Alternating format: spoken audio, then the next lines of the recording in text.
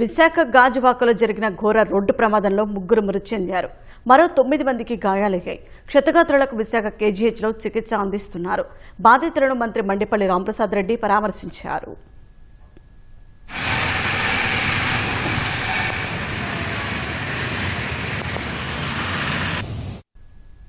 రాజమహేంద్రవరం నుంచి పార్వతీపురం వెళ్తున్న RTC bus Visakha Gajuwaka వద్ద ప్రమాదానికి గురైంది. ఆగి ఉన్న లారీని బస్సు ఢీకొట్టడంతో దుర్ఘటన జరిగింది.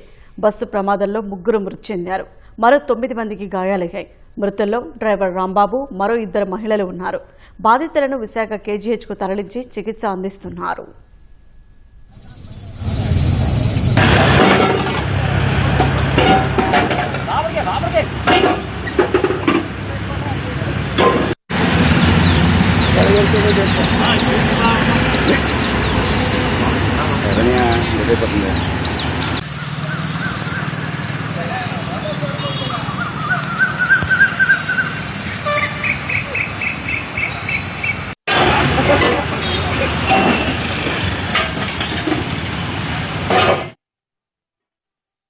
మా కేజీహెచ్కి వచ్చిన వాళ్ళైతే సీరియస్గా 8 కేసులు వచ్చాయి.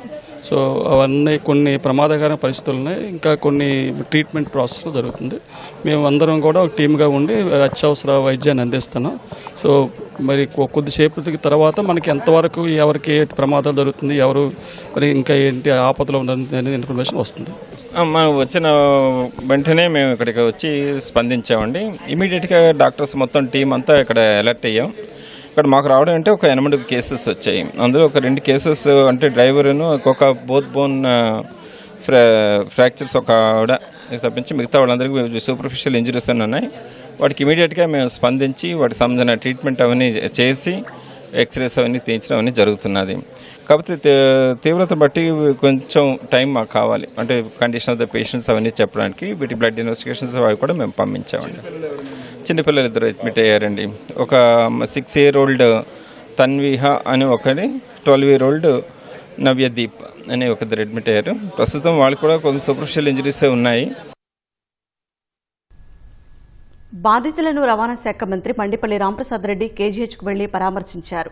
బాధితులకు మెరుగైన వైద్యం అందించాలని వైద్యులను ఆదేశించారు. ప్రమాద ఘటనపై జిల్లా ఇన్ఛార్జి మంత్రి డోలా శ్రీ బాల వీరాంజనేయ స్వామి, హోంమంత్రి అనిత విచారం వ్యక్తం చేశారు. మృతుల కుటుంబ సభ్యులకు ప్రగాఢ సానుభూతి తెలిపారు. పొద్దున్నే 4:15 పార్వతీపురం డిపోకు చెందిన బస్సు రాజమండ్రి నుంచి పార్వతీపురం బయలుదేరింది. అక్కడ ప్రమాదం జరిగినప్పుడు టైర్ పంచర్ అయ్యి ఒక టిప్పర్ ఉండడంతో డ్రైవర్ దాన్ని బ్యాక్ సైడ్ ముందర గుద్దడం ద్వారా ఎవరైతే driver back side temporary driver ఉంటాడో ఆయన స్పాట్లోనే చనిపోవడం, అలాగే ఈ సంఘటనలో 2 మహిళలు కూడా అక్కడే సంఘటన దగ్గరే చనిపోవడం చాలా దురదృష్టకరం. ఆ తర్వాత అప్పటికప్పుడే మా యంత్రాంగం ఏపీఎస్ఆర్టీసీకి సంబంధించిన వారు, అలాగే కేజీహెచ్కి సంబంధించిన డాక్టర్లు హుటాహుటిన వాళ్ళను ట్రీట్మెంట్కి ఇవ్వడం జరిగింది. ఇప్పుడు వాళ్ళందరి కండిషన్ స్టేబుల్గా ఉంది. గౌరవ ముఖ్యమంత్రి గారి ఆదేశాల మేరకు చనిపోయిన కుటుంబాలకు 5 లక్షల రూపాయల ఎక్స్గ్రేషియా రాష్ట్ర ప్రభుత్వం ద్వారా అందించడం జరుగుతుంది. అలాగే ఎవరైతే దీంట్లో ప్రమాదానికి గురై ట్రీట్మెంట్ తీసుకుంటారో 1 రూపాయి కూడా వాళ్ళ చేతి నుంచి పడకుండా ప్రభుత్వమే భరిస్తుందని తెలియజేసుకుంటాం.